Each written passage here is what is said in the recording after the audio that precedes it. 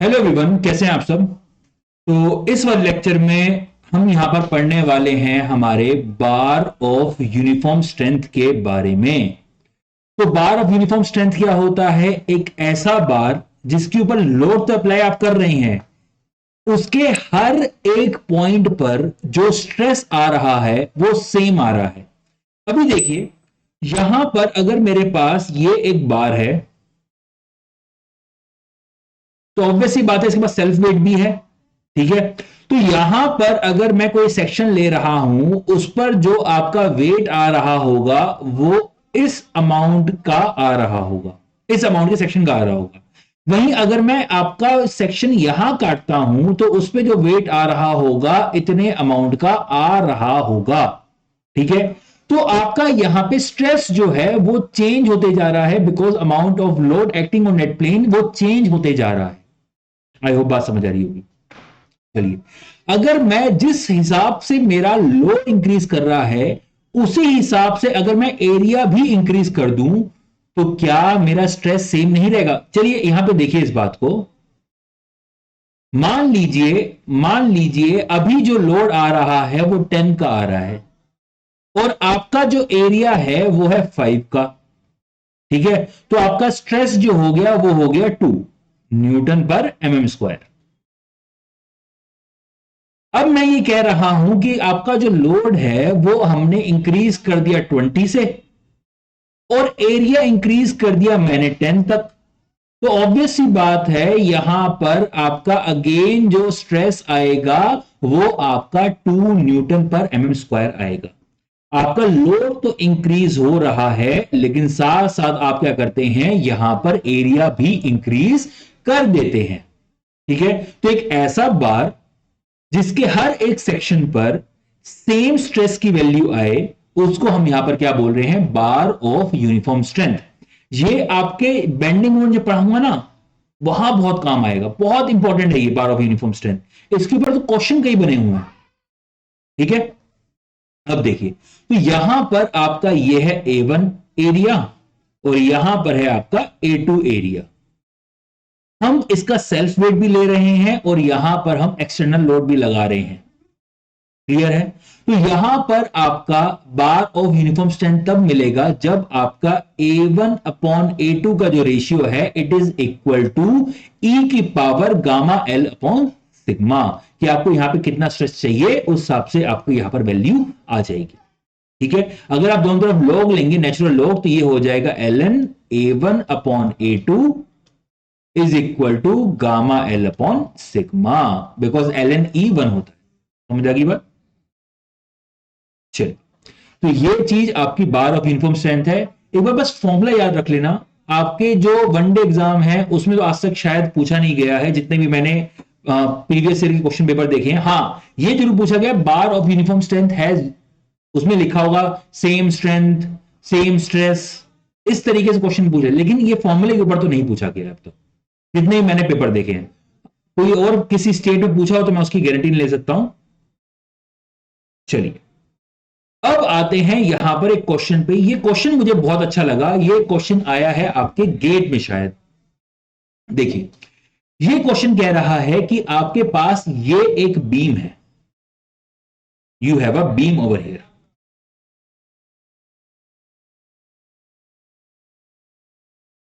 जो कि simply supported है, मतलब दो सपोर्ट यहां पे। ठीक है, हमने क्या किया है, हमने यहां पर टेम्परेचर इंक्रीज किया है लेकिन अलोंग द इसकी थिकनेस हमने सेम टेम्परेचर इंक्रीज नहीं किया। हमने क्या किया, इसके बॉटम पर हमने मैक्सिमम टेम्परेचर इंक्रीज किया। आप देख सकते हैं T°C। और जैसे जैसे ऊपर जाते जा रहे हैं वैसे वैसे आपका क्या हो रहा है, टेम्परेचर में इंक्रीज कम होते जा रहा है। टेम्परेचर तो इंक्रीज हो रहा है, देखिए यहां पे T है, यहां पे T से कम है, फिर और कम किया, फिर और कम किया, एंड टॉप पर 0। टेम्परेचर तो इंक्रीज कर रहे हैं लेकिन टेम्परेचर में जो इंक्रीज कर रहे हैं वो कम होते जा रहे हैं।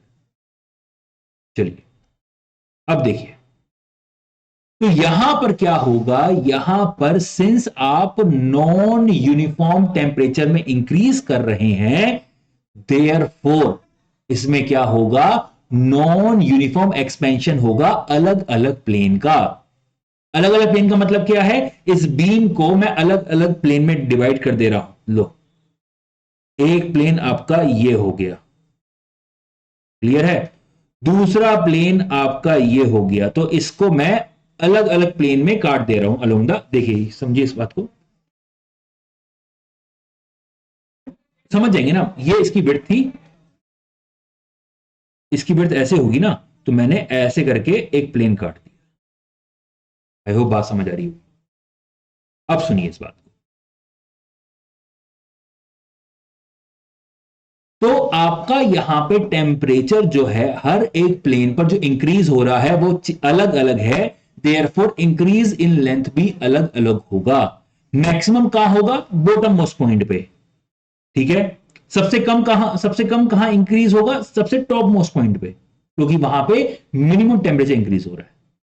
चलिए, तो आपका यहां पे जो लेंथ इंक्रीज होती है ड्यू टू टेम्परेचर, उसको हम क्या बोलते हैं, एल अल्फा डेल्टा टी। यही तो फॉर्मूला होता है, ठीक है। तो ये जो आपकी लेंथ है वो है आपकी इनिशियल लेंथ है एल।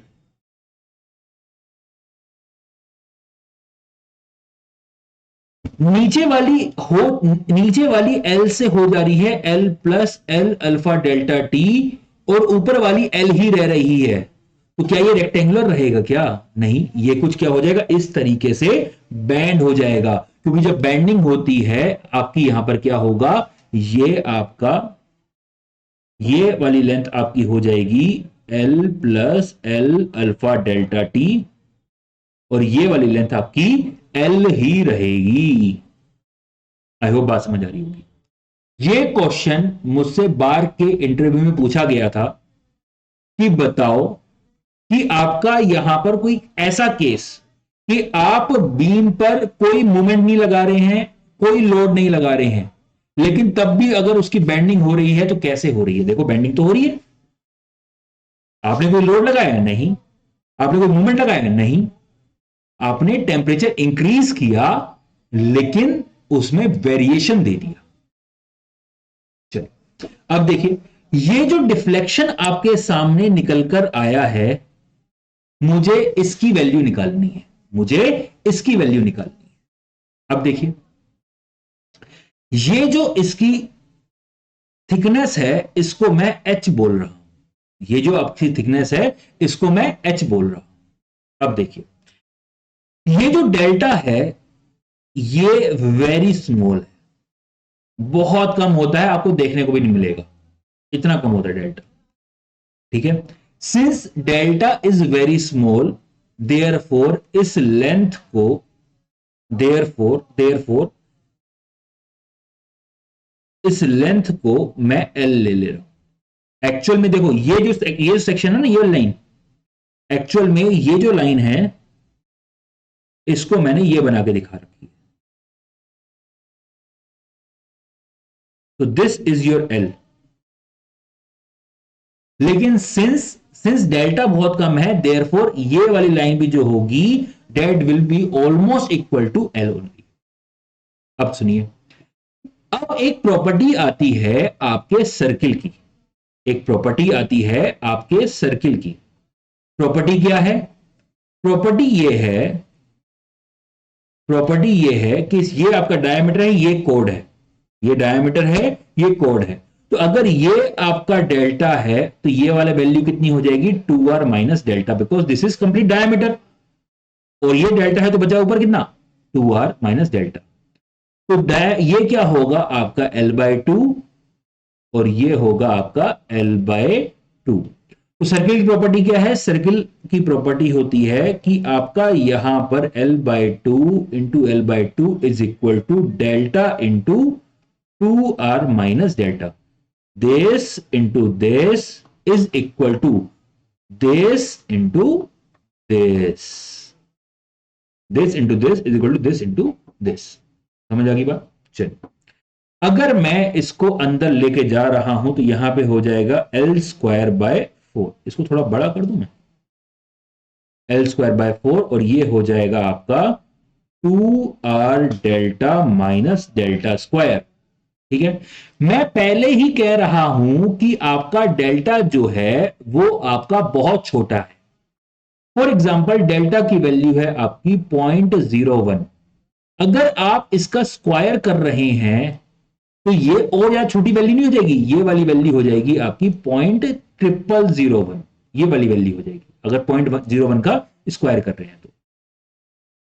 क्लियर है? Therefore this can be neglected and it will become almost equal to zero. तो यहां पर आपकी आर की वैल्यू कितनी आ जाएगी?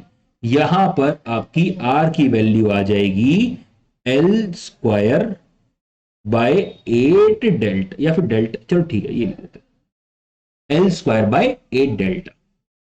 ठीक है, अब सुनिए इस बात को।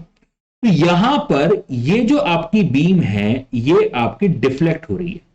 सर ये सर्कुलर क्यों दिखाया? बिकॉज बेटा ये ऑलमोस्ट आपका इस तरीके से डिफ्लेक्ट हो रहा है। एक बड़ा सा सर्कल सोचिए, ठीक है। अब देखिए, तो यहां पर इस सर्किल का जो सेंटर होगा, उसको मैं थोड़ा नीचे बना के दिखा रहा हूं, थोड़ा सा नीचे बना दे रहा हूं इसको मैं। तो ये आपकी बीम कुछ इस तरीके से है। तो यहां पर इसका कहीं सेंटर भी होगा। तो ये आपका हो गया रेडियस आर और ये हो गया एच। ये लेंथ कितनी है? ये है एल, और ये है आपकी L plus L alpha delta T, और ये हो गया थीटा। तो बेटा थीटा इज इक्वल टू, क्या मैं यहां पर इसको एल बाय आर लिख सकता हूं? बेटा फॉर्मूला याद रखिए, R is equal to radius into theta. R की लेंथ जो होती है it is equal to radius into theta. तो यहां पे ये जो आपका ये आर्क दिख रही है, this is the arc, this is the arc. ठीक है, ये आपका यहां पर रेडियस है, ये थीटा है। तो R into theta is equal to L हो जाएगा। Similarly similarly it will be equal to L plus L alpha delta T divided by R plus H, this upon this value. ठीक है, अब देखिए मैं क्या कर रहा हूं, आर इसको इधर ले आ रहा हूं, इसको अगर मैं इधर ले आ रहा हूं, ये आ जाएगा, इसको ऐसे लिख देता हूं, R plus H divided by R is equal to L plus L alpha delta T divided by L. तो यहां पर वैल्यू आ जाएगी 1 plus H by R is equal to 1 plus alpha delta T. तो यहां पर आपकी 1 से 1 कैंसिल हो जाएगा। अब यहां पर आप आर की वैल्यू डाल दीजिए। अगर आप यहां पर आर की वैल्यू यहां से उठा के यहां पे डाल देंगे तो एल स्क्वायर अपॉन 8 डेल्टा है ना,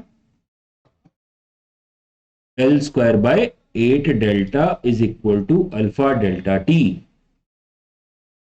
चलिए, तो H is equal to alpha delta T L square upon 8 delta. तो थोड़ा सा ऊपर करते हैं, तो डेल्टा की वैल्यू यहां पर कितनी आ जाएगी? ये आ जाएगी आपकी L square alpha delta T upon 8H। बेटा ये वाला जो एक्सप्रेशन है इसको अपने नोटबुक में लिख लो, क्योंकि किसी ना किसी एग्जामिनेशन में आपसे पूछ लिया जाएगा।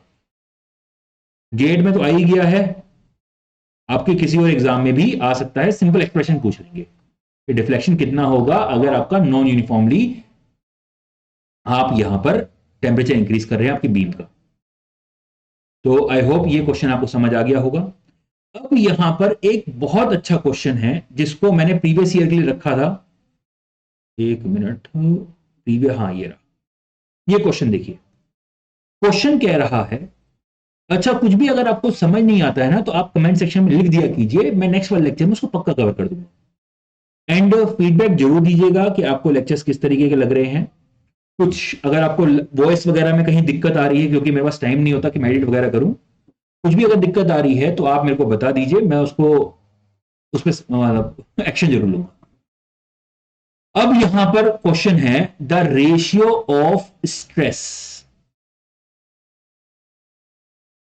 The ratio of stress produced by a suddenly applied load and a gradually applied load on a bar is.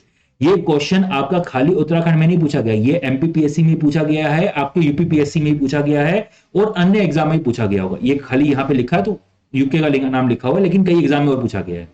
सुनो, यहां पर क्या कह रहा है, यहां पर कह रहा है कि यहां पर आपने एक बार लिया, एक तो आपने क्या किया, इस पे लोड जो है ग्रेजुअली इंक्रीज किया, 0 से 1, 1 से 2, 2 से 3, 3 से 4, ऐसे करके 10 पे लेके चले गए। और दूसरा क्या है, आपने सडनली लोड अप्लाई कर दिया 10 का। तो दोनों के केस में आपका जो स्ट्रेस की वैल्यू आएगी, उनके बीच में रिलेशनशिप पूछ रहा है।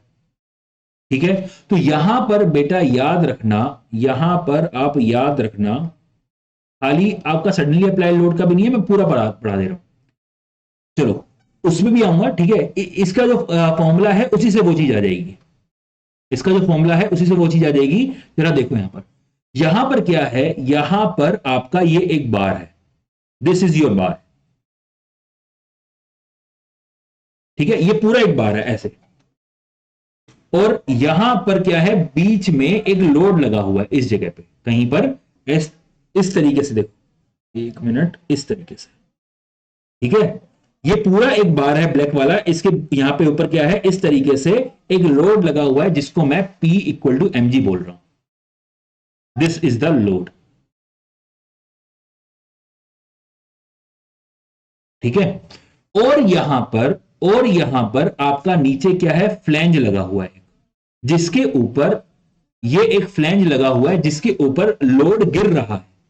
सिंस लोड फ्लैंज पे गिर रहा है तो फ्लैंज नीचे जाने की कोशिश करेगी, लेकिन फ्लैंज कनेक्टेड है आपके इस बार से, फ्लैंज जो है कनेक्टेड है आपके इस बार से, हाँ या ना, कनेक्टेड है।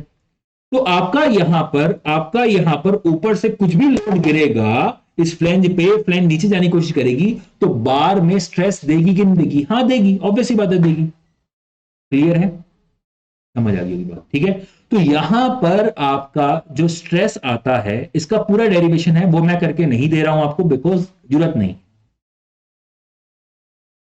Delta sorry sigma is equal to sigma static into 1 plus under root 1 plus 2h over delta static. ये आपके पास यहां पर फॉर्मूला होता है। सर यहां पे h क्या है, h बेटा यहां पर है हाइट, किस हाइट से आप वेट गिरा रहे हो।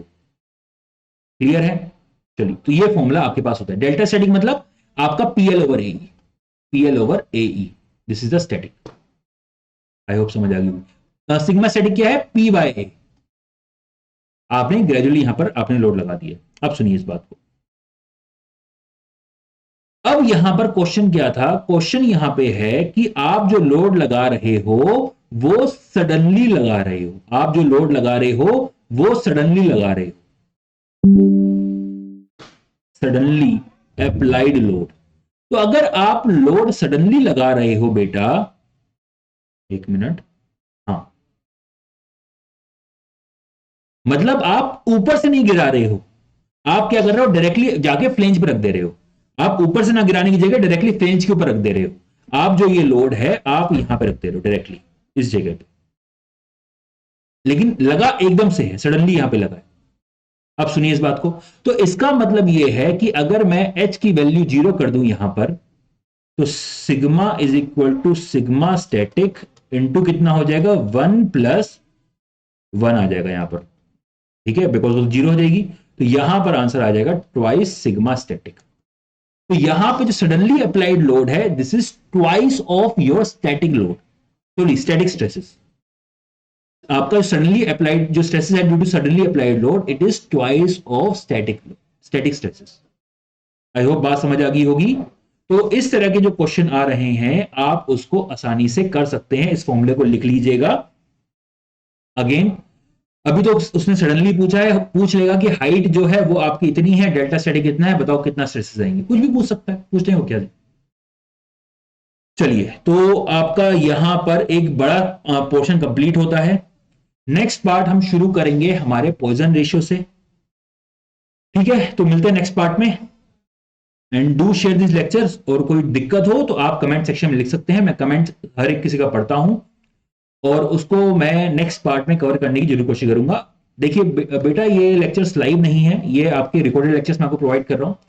तो इसमें जो आपके डाउट सॉल्विंग है वो भी सॉल्व होनी चाहिए ना। जो आपके डाउट्स मन में आ रहे हैं किसी लेक्चर को पढ़ के, या फिर आप कोई क्वेश्चन सॉल्व कर रहे हैं वो आपसे सॉल्व नहीं हो पा रहा है और वो टॉपिक मैंने पढ़ा दिया है, जो मैंने नहीं पढ़ाया ऑब्वियस ही बात है अभी रुक जाइए, उसके लिए आप जब मैं पढ़ाऊंगा वो सोल्व हो जाएंगे। लेकिन जो मैंने पढ़ा दिया और आपसे कोई क्वेश्चन नहीं हो पा रहा है, उसको आप कमेंट सेक्शन में लिख दीजिए।